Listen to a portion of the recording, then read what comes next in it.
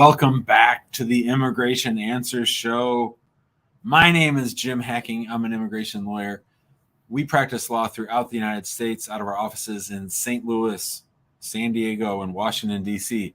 This is the 415th episode of the Immigration Answers Show. I'll be here for the next hour answering as many immigration law-related questions as I can. I hope you all are doing well. I hope the sun is shining where you are. I am shooting this on my regular computer because I like the sunlight so much, and it's nice here in St. Louis. Usually this time of year, it's about 100 degrees and very, very humid, and now it is dry and about 80, which is great. And I'll be going to the St. Louis Cardinals game tonight, which is why I have my Cardinal gear on, and we'll be watching some baseball with the kids.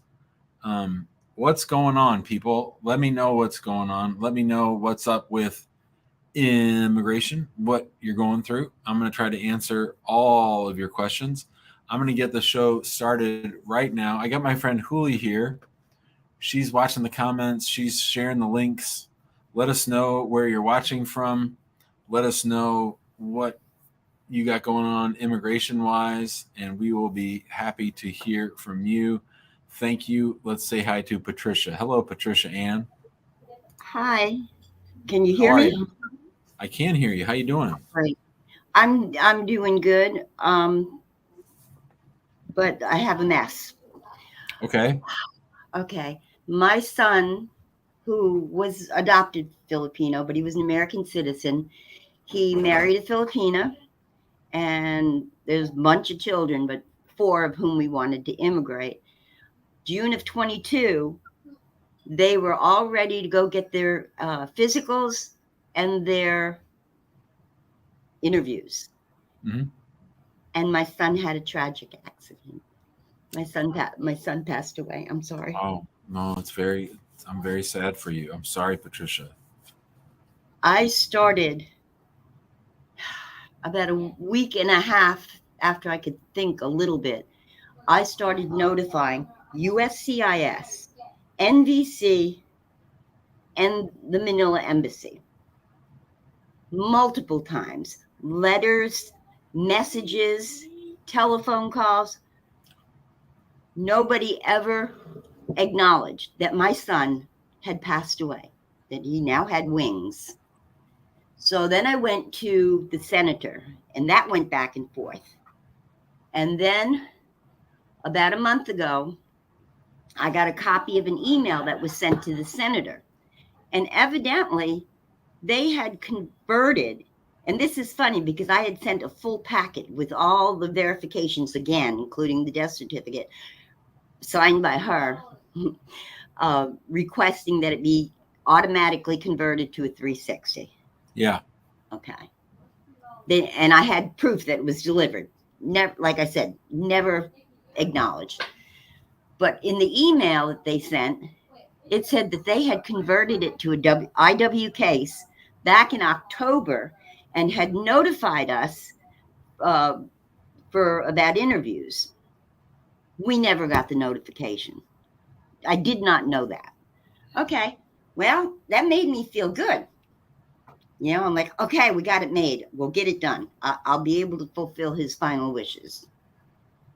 Then I was in the Philippines up until about a week and a half ago.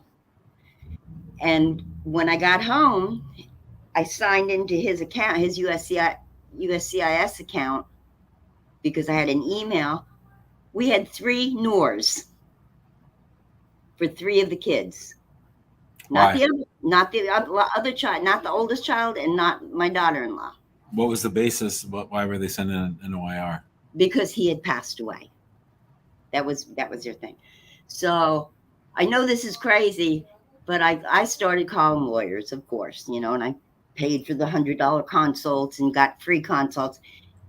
4 lawyers have told me, but I trust you more because of your cases.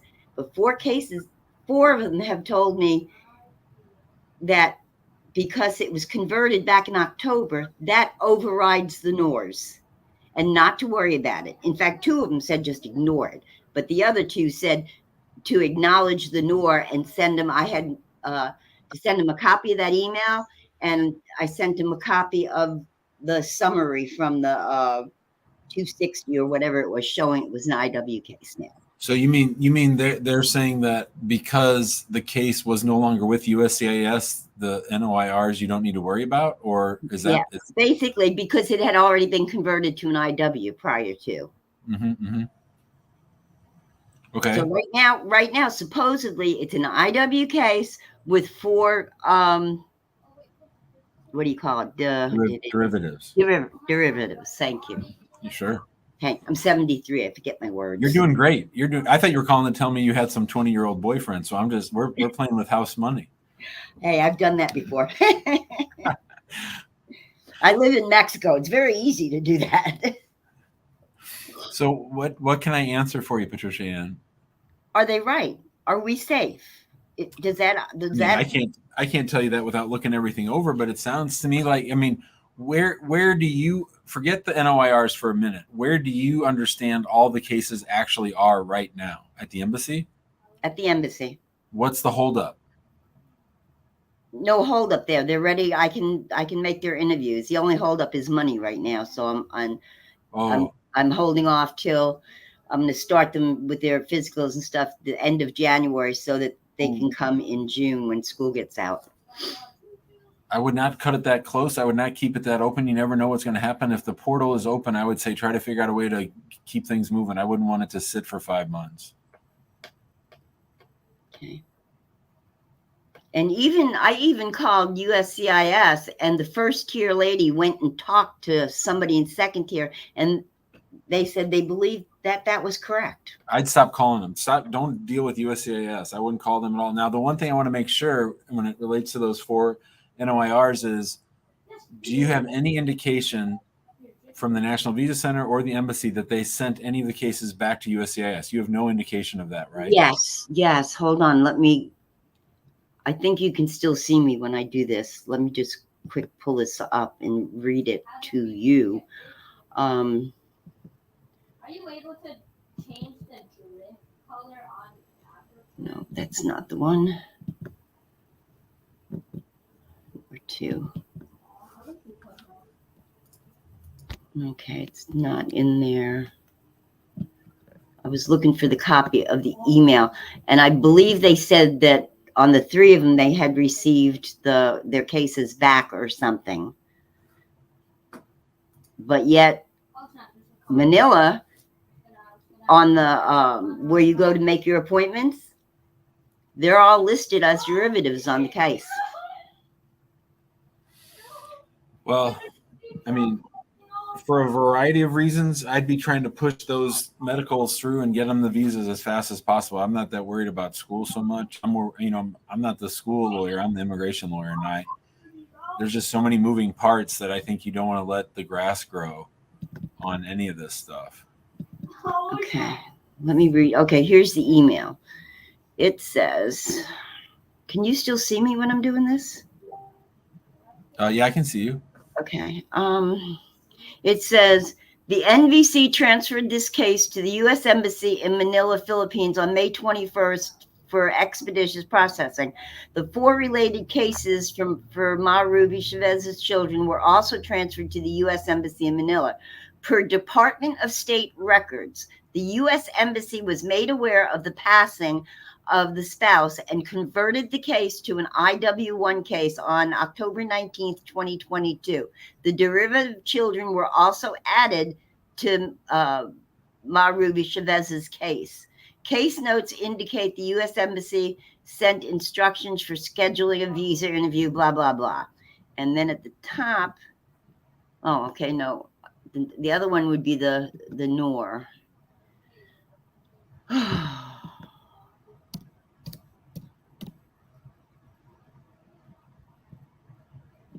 These are all.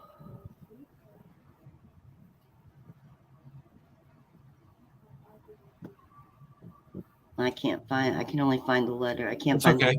It's okay. My advice is going to be the same, and that is hurry up, hurry up, hurry up. That's my advice. Okay.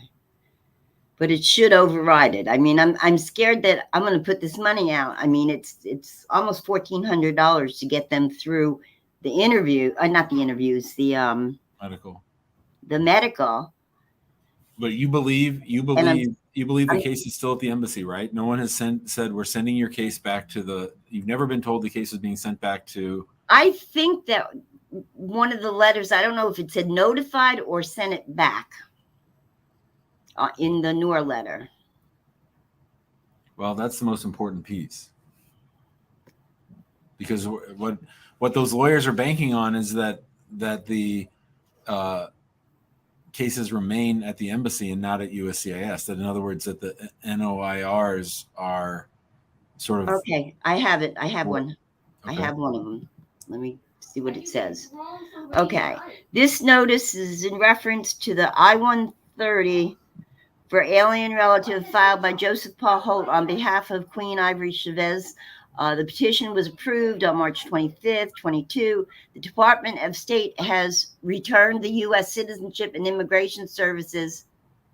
The Department of State has returned the petition to the U.S. Citizenship and Immigration Services because the petitioner passed away and they have the wrong date. USCIS extended sincere condolences. Yeah, right. In accordance with blah, blah, blah, the approval of the petition is automatically revoked as of the date of its approval because the petitioner is deceased. Idiots.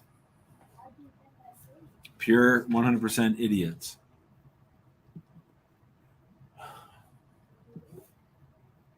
I don't know. I've been trying to respond on the Noor to send them whatever for the 2 weeks, and it won't. Nothing will upload. Well, you gotta respond to those Noors on paper. You don't want to do it online. Really, even though it says don't send anything to the. Well, that was NBC. Yeah, no, the NOIR you can send stuff by paper. Okay, so I'll print those out. I can put them all in one file, right? I mean, it's the same paperwork for all three of them. Yep. So, and it's funny they didn't do it to the mother and the oldest son. That we know of. It's not showing on the USCIS account. All right, ma'am. I'm going to get moving on, okay? Okay, thank you. Good luck to you. Thank you. Semi's here. What do you say, Semi? I can't hear you. You're on mute. Oh, I'm saying thank you very much for the time that you spend giving advice for everybody. Sure. Yeah, to make briefly, I'm Jordanian citizen, permanent resident since March 2018 through marriage to U.S. citizen. We divorced August 2020, remarried a Syrian citizen who currently lives in Jordan in July 21. Wait. Slow down. Okay. So what's the start date on your green card? March 2018. And is it a Permanent. A 10-year green card? Yes. Got it. Okay. But based on marriage? Yes. Okay. And then when did you get remarried? July 21. Okay. So we submitted the I-130 for her in August 21. Okay. And we received the regular currently in review. I know that you many times you said that this is just ridiculous. Yeah. But it was 2022, February 2022. Okay. Now I was eligible to apply for citizenship. February 2023 submitted my application. So I received the receipt for, or the date for interview that will be in September 2023. Got it. The question is that her application is in California Center, and it is the waiting time is 25 months. So it's due is in September. The question is, should I wait until I do my interview and upgrade the petition to a U.S. citizen, or sue them for being late? What's the receipt date on the I-130 for the wife? August 21. Well, so you know that the priority dates for spouses of green card holders have retrogressed, and it's like now a 4-year wait, right? 4 year? Yeah. No matter what they say the waiting time? No, the waiting time has nothing to do with it. There are a number of people ahead of her. You have to get your citizenship because otherwise, I couldn't sue for you now anyway because the visa priority date is not current. So Okay. you should focus entirely on getting your citizenship, and then you upgrade it. And then, if you want, you could talk about suing them because then it's 2 years of waiting for the spouse of a U.S. citizen, and then we could sue. But first things first. First, you got to get your citizenship. 2 more years? No, you said you're going to have your interview. Yes. I mean, after that. No, then we sue. Right after you get your citizenship, we'll sue. Oh, all right. Okay. All right. Thank you. What field office? In California or here, Florida? For your interview. Jacksonville, Florida. Okay. All right. Good luck. Well, let us know how it goes. Thank you very much. I really appreciate it. Thank See you, buddy. All right. That was Sammy. Interesting. Green card and 45 pending. Let's say hi to Mary. What do you say, Mary? You're on mute. I like those glasses. Hi, thank you. So I'm gonna try to make this quick because I might lose you. So I called and I just wanted to know if this is something that's approvable and if I can do it myself because no one kind of wants to take this on. So maybe 6 years. I'm a citizen. He entered 2011, was removed, and then re-entered 2012. So he's left and come back and left and come back? But he didn't leave. He was removed in 11. He got removed? Yes. And then he came back?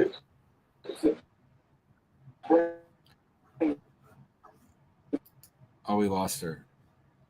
I don't know what's going on, Mari. Maybe call us back when you're at home or something. It looked like she was on a bus or something. That wasn't really working. Duma's here.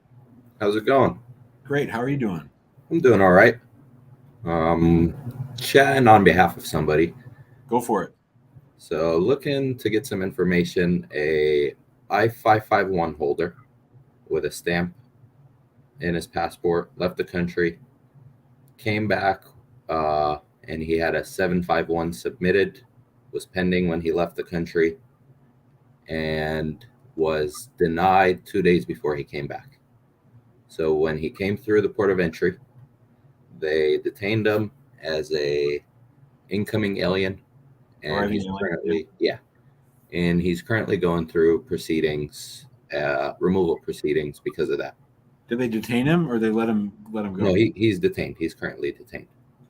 This is crazy talk. So let's back up. Yes. So what was his status before he got married?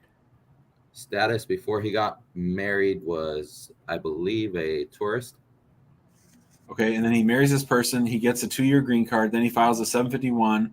How long was he out of the United States when? About 3 weeks. So everything's in line. Paperwork's in line. Everything's in line. Everything cool with the marriage? No, there's a divorce ongoing. And did the spouse say bad things about him? I am pretty sure. So that's. And where's this guy? What country is this guy from? Jordan. So you're telling me that he had how long was his 751 pending? Oh, it must have been more. You said he got the stamp, right? Yeah, he has a stamp, and then I know that he's got a 48-month renewal letter for his 551 as of March of 23. And what have you seen the notice to appear for immigration? Yes. What does it say? It is incoming alien. Arriving alien, yeah. Arriving alien could not determine that he has a visa. There were four conditions. I don't have them memorized. Well, is there anything, I guess what I'm wondering, is there anything about crime? No crime. Zero crime. Oh, I would like to work on this case. I reached out to your San Diego office and they did not have any interest and referred me to someone else. Just FYI. Thank you. I appreciate that. Yeah. So we are looking for Bunch of someone. scaredy cats. Can't be scaredy cats. Yes, sir. So I was referred to you by somebody that does not want to be named. That's He's okay. actually. Can you send me the NTA? I can send you everything. I don't have the physical NTA. I actually saw it in ICE's office. I can get you the information. Is there a way to contact you directly? Why is he detained? He's detained based on that. And from what I understand, and I've spoken to a few lawyers, that he should not be detained based on my research. I'm not a lawyer, but I looked into I'm not a lawyer, but I play one on TV. Yeah, I've looked at. I don't know what General Counsel 96-12 means. I don't know how valid that is. It's a Genco opinion that says a similar case, and I don't know how valid that is. But regardless, sounds like some dirty tricks to me. Yeah. So regardless, I want to be able to speak to someone that's knowledgeable. Money isn't the issue. It's more of let's speak to someone to get him out. How long has he been detained? It's been about a week, longer than a week. Has he seen a judge yet? No. Court date is in 2 weeks. Has he asked for bond? Has not had the right to or hasn't been in contact with it. CBP said they won't give him bond? CBP treated him like shit, like a dirtbag, threw him in a microwave, and he did not get any representation or contact to the human world until he made it to ICE. Where did he come through customs? Came through Mexico. The border? Yes, sir. And he was just on vacation in Mexico? Yep. By himself? Yep. Wow. That's crazy. I don't know if I'll take it on, but I'm happy to look at it and point you in the right direction. Yeah. Would we be able to get in contact after this, or? Yeah. Did you email me the stuff? To what email? info@hackingimmigrationlaw.com and say, I was on with Jim at the 20-minute mark. My name's Duma and my friend is detained. Here's his paperwork. Okay. And I see it and I see the WhatsApp. Is WhatsApp any better or? No, email's better if you can. Okay. So I'll email to this. I'll put my information. And do you just have an anticipation on when I can hear back? I'm trying to do anything and everything to get. You'll hear back from me by tomorrow. Perfect. I appreciate it. I think we're good here. Thank you, Duma. Thank you, Jim. Appreciate it. Enjoy the ball game. Thank you. All right. Now, I understand if the team turned down that case, it's because we don't do removal. But I would say this isn't technically removal. This is some BS. So we gotta think that through. I don't know. Maybe I'm cutting it too close. Bruno's been waiting. Bruno, Hi, Jim. Hi. Thanks for taking my call. I appreciate that. Nice hat. Thank you. Very proud. Of course. Are you excited about Messi? Of course, always. It's so much fun. I don't know if you heard, but like at the start of the season, we thought he might come to America, and Miami was playing in St. Louis, and I bought tickets. I mean, I have season tickets, but I picked that game hoping he would come, but he signed the next day, the day after. Oh my God! You guys would have got to see him. Yeah, I was very disappointed. It's okay. Hopefully, we'll see him next year. Of course, yeah. Hopefully, he's gonna stick around for a few years. Yeah, right. Go ahead. So, what's your question? Yes. So I'm a permanent resident. I went to my country for like a year and a half, but I issued a re-entry permit before, so no issues on that. I came back. Out of the 2 years, I came back a year and a half later, March 2021, and I didn't know that the clock was going to reset for my citizenship purposes.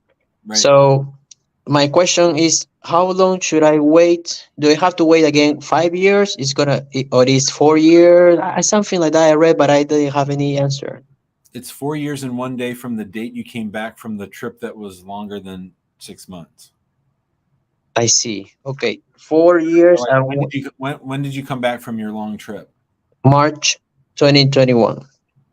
So then you can apply, like I would apply April 1st, 2025. April 1st. Okay.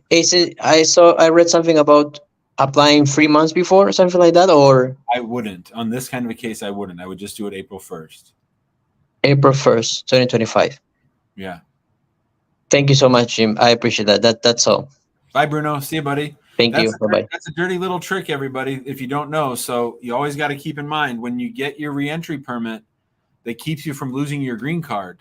But if you're gone for more than 6 months or more than a year, that can, like Bruno said, reset the clock for your citizenship. So when you get that green card, you're operating on 2 tracks. Question 1, how do I keep my green card? I got to be out for more than a year. I get a reentry permit. That helps protect your green card, but it doesn't help you on citizenship. So any trip of more than 6 months, they're going to presume that you abandon your residency and that your clock restarts. So that's a big issue. So Bruno's found that out, and we thank him. He certainly seemed like a nice guy, and we're always happy to help people from Argentina. One question is here. What do you say? One question? Hey, Jim, can I be off the camera, please? You're off the camera. Hey, okay. Where do I start from? Okay, right now I have my 10-year green card, and in March of this year I applied for my N400, and at May this year I did my I went for my interview. The interview went good, but like I got a ROFE, so I respond to the ROFE, but see now I haven't got a response. Well, the problem I have now is me and my wife, we're going through a divorce right now. So my question is, should I withdraw the case? So let's back up. So what was your status before you got married? I came here with a marriage-based green card, and I came in at 2019. Okay, so what was the start date on your green card? December 15, 2019. And so you filed a joint 751 before December of 2021? Yeah, I already did. Like I filed a joint 751, and I got my 10 years. I have my 10 years currently. Okay, so you got the 10-year green card, and did you apply for citizenship? Yes, I did. But you're divorced? No, we're not divorced yet, but like it's gonna happen before the year ends. So my vote would be to withdraw the N400 and then just focus on applying on the 5-year rule. You can apply 3 months early, so 4 years and 9 months. You're probably not that far from it, but then that just makes things a whole lot simpler with citizenship. You don't have to reprove the marriage. Oh, okay. Because on my N400, my RFE was just for the tax transcript because I have a whole lot of evidence. So I'm thinking about. When did you stop living together? We're still living together right now, but like we're gonna separate next month. But currently, we're still living together currently. And did you have an interview on the N400 and you got the RFE, or you got the RFE before the interview? I got the RFE during the interview. During the interview. For the tax transcript, yeah. So you're really, really close. The marriage is still ongoing. You've lived together the whole time. Yeah. If your ceremony were to be, say, 4 months from now, you think you'd still be married? I think what we agreed on, we should just like be married to the end of the year. By January, we can start the divorce proceedings. So, did you make that decision because of your immigration status or just because of other reasons? Well, we don't want to like hurry and just get a divorce. So, So we were just like, okay, let's just wait till like the end of the year. Okay. So like I'm good in waiting. I'm good in withdrawing the case right now though, but I'm just like, I don't know, because it's been a while since I submitted the ROFE. So I'm thinking maybe it's closed for them to like approve the case. So like I'm a little bit confused. Should I just withdraw right now or just wait, because we're still technically still married and we still live together? When was your interview? May, the 1st of May. So here's what I would say. So they're supposed to decide it in 120 days. So that's 4 months from May. So I would say if you don't have a decision by October 1st, then I would either sue them. I wouldn't withdraw it. I don't think you're under any obligation. I mean, I guess my only question is, was there anything during the N400 interview about your relationship that they, in other words, did they ask you any questions about the status of your marriage or the state of your marriage that might be different now than when you interviewed? Does that make sense? Well, no. Okay. The interview went so good. Like there was no problem during the interview. Like the only question they asked me, like, do you still live together? Yes. You still married? Yes. So like that was just the only question they asked me about the marriage. Did your spouse come? She was with me, but she didn't come to the interview. She was waiting for me downstairs. Okay. Yeah. So as long as, see, what I don't want is for them to say that you lied about anything or that you misrepresented anything. And as of right now, based on what you've told me, it doesn't sound like you have. So I'm okay. I would let it ride, certainly for the 120 days, and then maybe we can talk again in October. Oh, okay. All right, Jim. Thank you very much. That's my only question. Goodbye. I appreciate the help you do for the immigrant. Yeah. Thanks.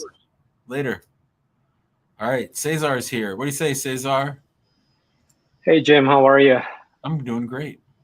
I just I had a quick question for you. I was trying to understand what is going on with my case. So I have a 485 pending, and I received a request for evidence for my medical.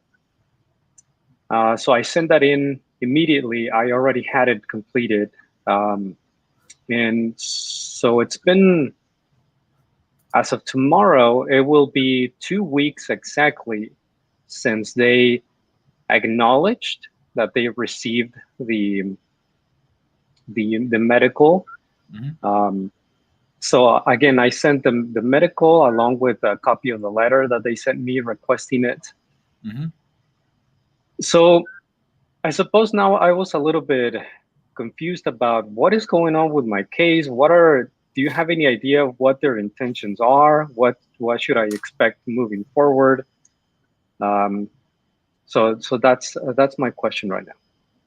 What's the receipt date on your case?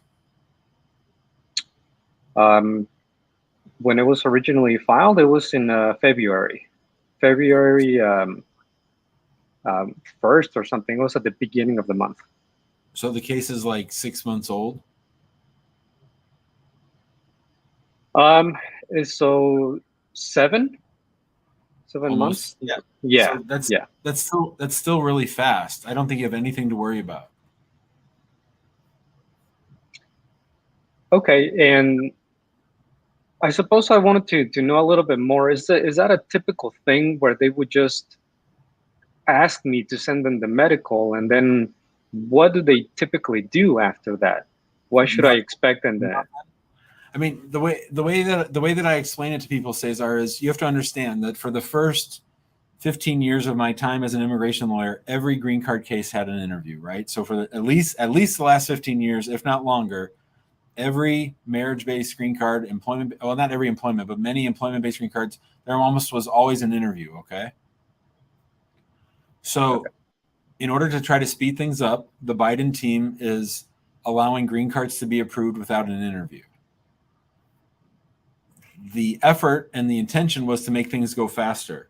But I believe they don't have the systems in place or the structure to actually know what to do with cases that get sent in without a medical or that they get the medical on later, right? So you're asking for precision and like clear answers from a government bureaucracy that wasn't built for this and is trying to adjust on the fly. So my number one answer is you're in really good shape. Your case is going very quickly. It's going to be approved, most likely without an interview. So your only job right now is to chill and not worry about this. Go to a baseball game, go have fun.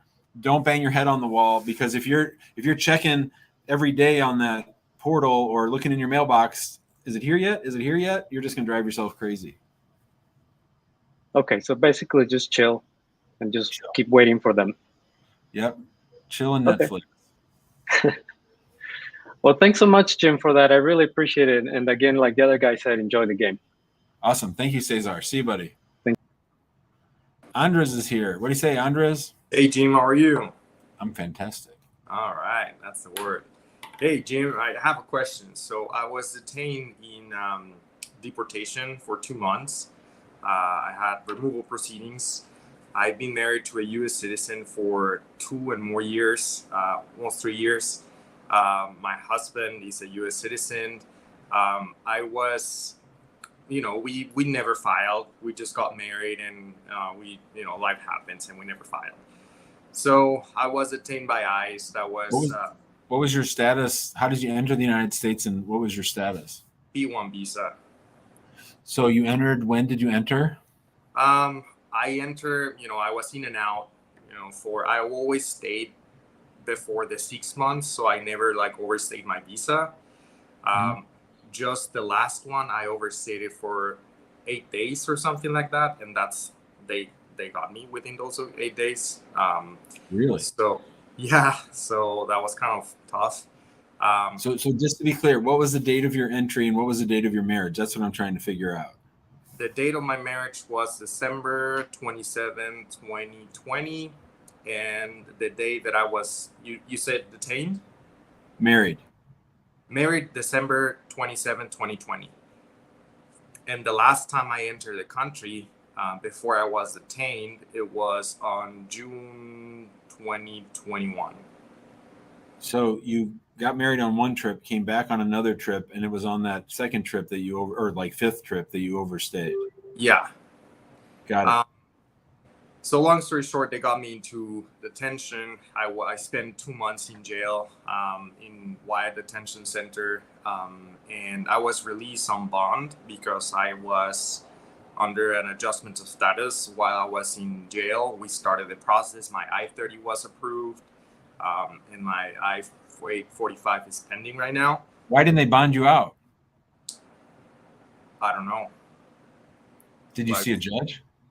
Yeah, I saw a judge like 4 times. The first time my bond was denied. Why? The judge honestly was kind of tough, and my I-30 was still pending. So he didn't want to move forward until my I-30 was pending. So my first bond hearing was denied. And then due to circumstances changing, my lawyer applied for a second bond hearing because I had my I-30 approved. And we had a new judge. She was very nice, and she released me. And I've been released for like a couple of weeks now. But I'm still, I have PTSD. I still have like, I can't sleep well at nights. I feel like they're coming back anytime. So my question is like, what's my status? Can they come back and get me? Well, so did they only release you on bond, or did they terminate the proceedings? They moved my case to a regular docket. Okay, so that's good. So we're moving on up. But has your lawyer? So the I-130 has been approved. Yes. Your spouse is a U.S. citizen. Yes. The only basis of your removal was there was nothing criminal or multiple illegal entries or anything. The only basis was that you had overstayed your last entry. Yeah, I have a police, like they stopped me because of speeding, and that's why ICE located me. And which, what state was that? Vermont, and it's supposed to be a sanctuary state.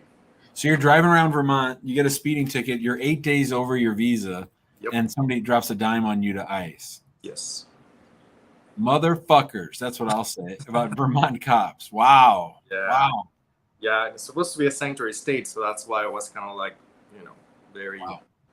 Okay, so here's what needs to happen. Which immigration court are you in? Is it Boston? Boston, yeah. I have Judge, I can't remember her name. It's all right. I don't know any of the judges up there. All right. So your lawyer needs, so right now, has a 485 been filed or no? Yes, it's currently on, I just have the receipt. It's kind of like just they received it, but that's the status right now. So they filed it with the court or USCIS. So you are under the jurisdiction, though, of the immigration court. I'm not sure. You are, unless proceedings were terminated. If you have an upcoming court date at some future date. Yes. Yeah. So you're still under so USCIS cannot approve your 485 until you're out of proceedings. So you or your lawyer or somebody needs to file a motion to terminate proceedings with the immigration court. And so the immigration court, my understanding, and every time I mean, we don't do a lot of deportation anymore, but every time we've gone in to ask, they're like, oh yeah, sure. I mean, you have a very clear path to a green card. In a lot of ways, you never should have been detained. And so your lawyer just needs to file a motion to terminate, see if the government will join in. They probably will, but even if they won't, the judge will terminate, and then you can Then you can. I wouldn't have filed your 45 with the court. I would have moved to terminate, and then once you're out of there, then file the 45, just because it's really difficult to get the 45 transferred from EOIR to USCIS. Yeah. Would you be able to take my case, do you think? Sure. All right. Should I just send an email info at Hacking Immigration? Yep, and say I just signed up one of these cases today, so everyone around here has sort of forgotten how to do this, but we're going to be doing more of it, I think. All right. I'll Okay. send an email.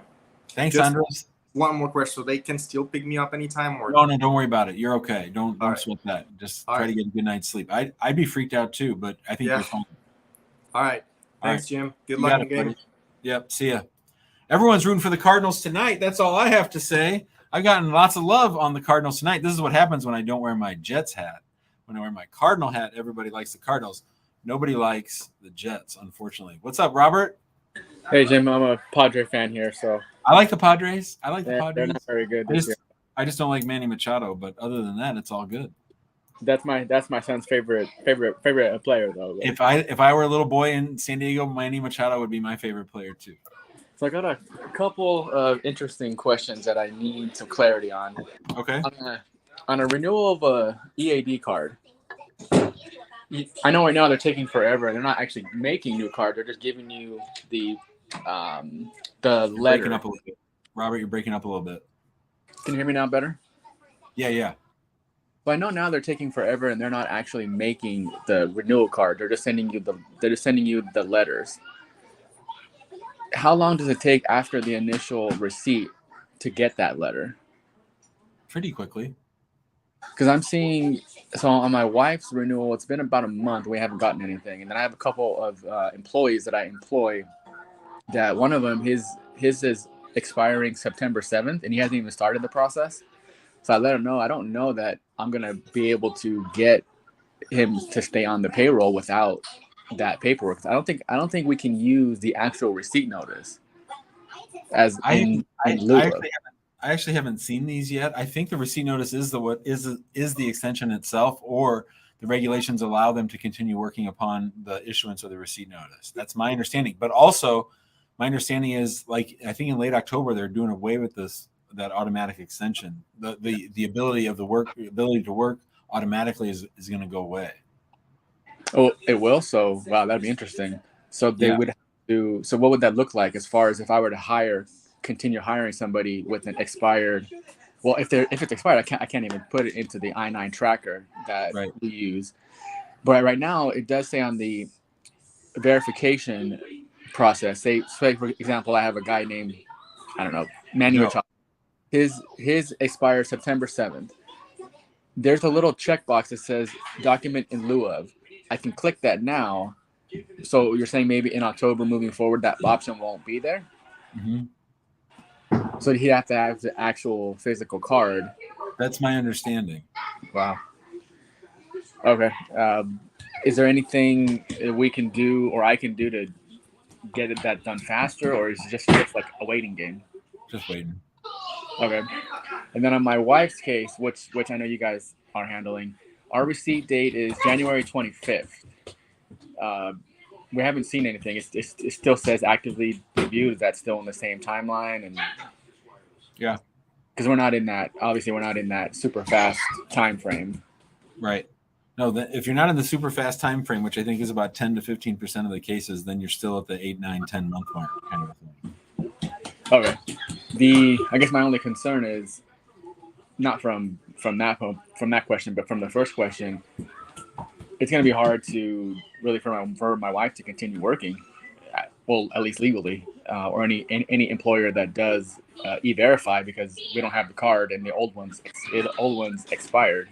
Well, I would say don't go running to the rooftops yet, because they still might change that rule. But as of right now, everyone's saying don't anticipate them extending it. So I don't take what I'm saying as gospel truth. Yeah.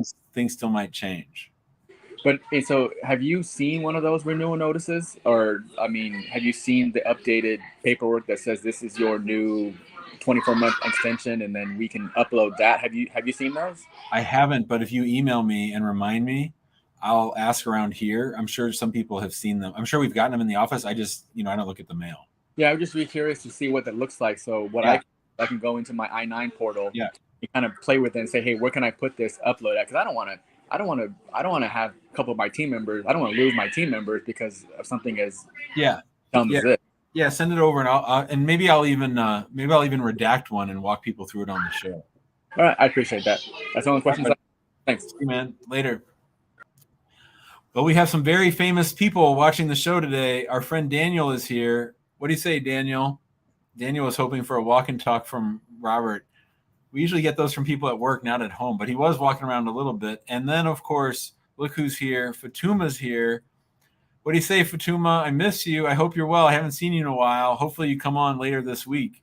Haven't seen old Fatuma in a long time, but we are handling her case. But, of course, her case is delayed because of the visa retrogression for LPR stuff. All right.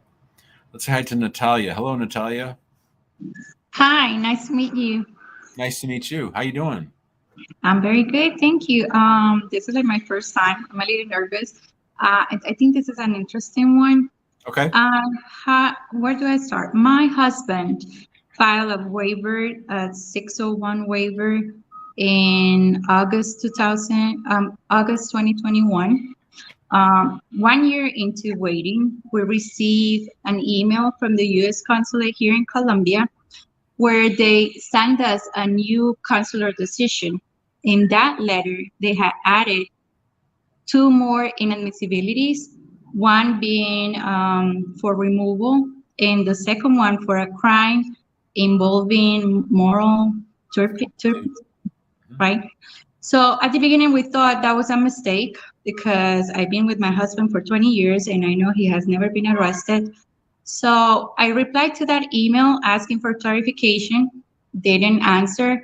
So in the meantime, a week passed and we received an RFE from USCIS. And so they were saying that my husband was found inadmissible for this crime that was committed in 2005. So we contacted our lawyer, and at the beginning, he didn't believe that my husband didn't have this, that he didn't commit this crime. So on my own, I started looking for a way to get like a clearance letter for my husband, to get like a clearance letter. Mm-hmm. So I went online and I went to the Florida Department of Law Enforcement, and I paid this fee to get like a background on him. So when I put his name, I got 2 matches, one being his and one of another individual with almost the same name as my husband. Same first name, same first last name, and almost identical date of birth.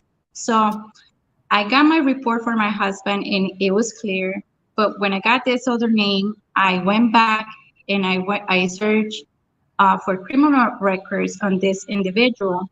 And sure enough, there was the same crime. He was convicted on the same date that the RFP listed as my husband. So I went back with all the documents and all the papers that I was able to download from the website, and I sent them to my attorney. And he finally believed, so he was able to get like a report for the offense of this other person, where the police officer, wrote in that report the physical characteristics of this other gentleman. And well, he has brown eyes. My husband is green eyes. He's taller than my husband. But I mean, the name, it's almost identical. So he sent this letter to the U.S. consulate and to LegalNet. Mm-hmm. So we didn't receive a response. I mean, we haven't gotten any response. So my question is, the problem is that my attorney submitted the response for the evidence request in January of this year. So it's been 7 months and we have not received any news, anything back from USCIS. So we're stuck there. We don't know what else to do. And the attorney have suggested to amend the 601, but I'm not sure. I don't think that's a good plan because I think it's unfair that we may get thrown back 2 years for them to like review the 601 again. And he wanted to do this to be able to include all the paperwork that he already sent as a response, saying here is the records from that person, and to try to clarify that there are two different people. But I'm not sure. I don't think that's a good idea.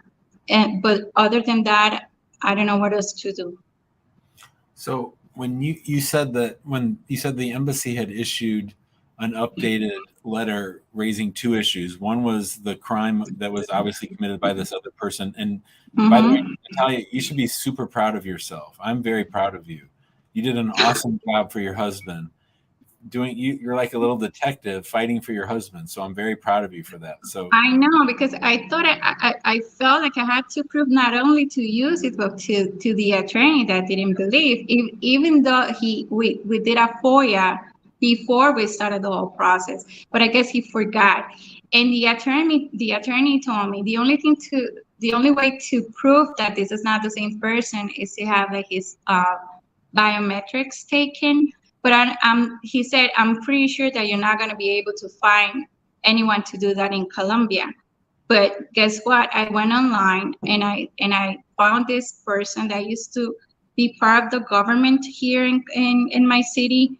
And he came, he took his fingerprints. I went online. I submitted all the paperwork through FedEx. I sent it to the FBI. 10 days later, I got his report. His report, it has a name. And it was clear. So was the person who had the crimes with the similar name, were they from Colombia too, or were they from somewhere else? I think he's Hispanic, but I don't think he is from the same country. Interesting. This person seems to be like a U.S. citizen, and my husband, I mean, we're seeking this benefit because he doesn't have any status. Well, what was the other question that the embassy had? So there was the crime, and what was the other part when they updated? There were two things. Yeah. So initially was illegal presence and misrepresentation for the way that he entered in 2001. So we knew about those two, and we filed for the waivers. The updated one, it said something about the removal for being like deported, even though he voluntarily left the country in 2014. So it's a total of 4. But one of them you feel like you've beaten back with the embassy, and that it's not him. No, it's not him. The attorney was able to pull a background report, and that person currently lives in Miami. Mm-hmm. And they have it, you know how you can see their phone numbers and everything. And my husband lives in Colombia. So what's your question for me? What else can I do to shake this? Because it's been 7 months since we submitted the response to the RFP. What else can we do? What you mean? Wait, where did the RFE come in? You mean the request from the embassy? The RFE came from USCIS. On the waiver? Yeah. So first we received an email with an updated consular decision from the U.S. consulate. Yeah. That we thought it was a mistake. Yeah. But then like a week after, we received the RFE from USCIS. Okay, stating that the U.S. consulate have found him inadmissible for that crime. Got it. Okay, so what's the original filing date of the waiver? That's August 10, 2021. So 2 years. 2 years have passed. And okay, and when you got the RFE from USCIS, you submitted all the stuff about the misidentification. And what did you say? Your lawyer now wants to submit some more stuff? Is that what you were saying? Well, he didn't want to send the response. He waited until the day before of the deadline to submit it overnight because he wanted to amend the 601 to include the paperwork that he found on the other guy, the offense report, the criminal background. He even got the court records for that crime that the other person committed. And so that's why he. That's okay. I don't have a problem with that so much. That's just being extra safe. I mean, I think the argument probably is, hey, Natalia's husband is not the guy you think he is. That's some other U.S. citizen dude living in Miami.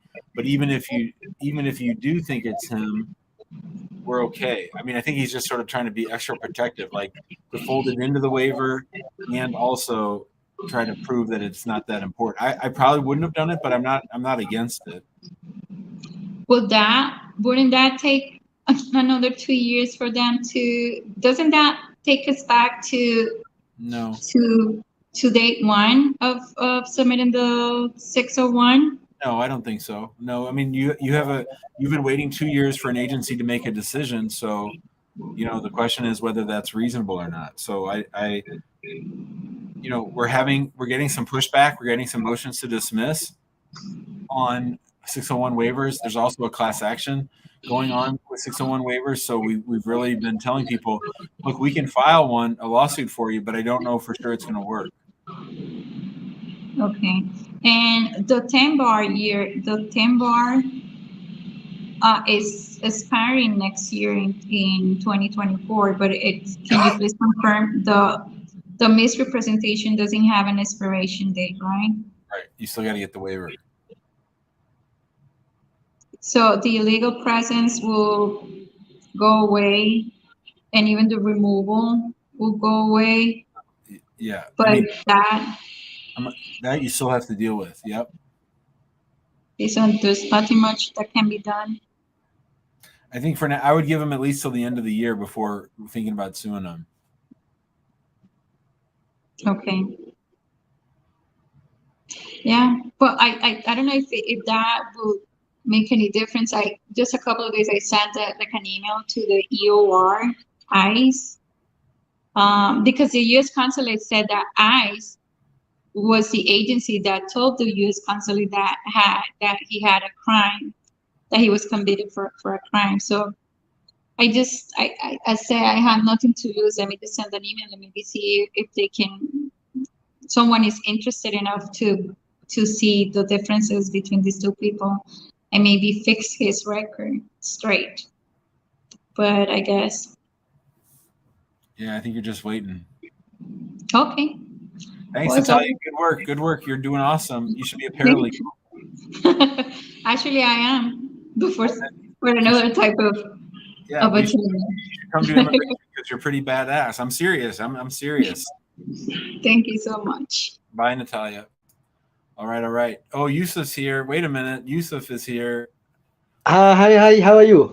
If you guys can't tell, that's Fatuma's brother, Yusuf. Hi, Yusuf. How you doing? I am good. How are you? I'm great. Today, I call you. Any update from visa bulletin for final action date? We're just waiting for October. That's where the shooting match is going to be. If there's going to be a jump, it's going to be in October. So probably 2 or 3 more weeks. October. The October visa bulletin, well, that's the start of the new fiscal year. So everybody has a lot of hope that F2B and F2A are going to jump, but nobody knows how much. How much? But until October, it will jump. Inshallah, yeah, but we won't know until like September 10th or so. Okay. Bye. Bye, Yusuf. Fatuma is greeting. He went from Garissa. He's on journey. Tell her I miss her. Yeah, Fatuma. See you, buddy. That's Yusuf. That's Yusuf, the brother of Fatuma. That's going to do it for today's show. Huli, what time are we tomorrow? Let's see. I think tomorrow we're at 4. Oh, yeah, 4 o'clock, usual time. 4 o'clock tomorrow. Now, listen, pretty soon we're going to start doing these at weird times because Noor has softball and most of her games are at 4:15. So I think mostly I'll be doing them at lunchtime or shortly thereafter. So I hope you all have a great night. I'll be back tomorrow for episode 416. If you have a minute, could leave us a quick 5-star review at reviewhackinglaw.com. If you want to get in the waiting room for tomorrow, text the word show to 314-470-3300. We'll see everybody tomorrow night. Go Cards.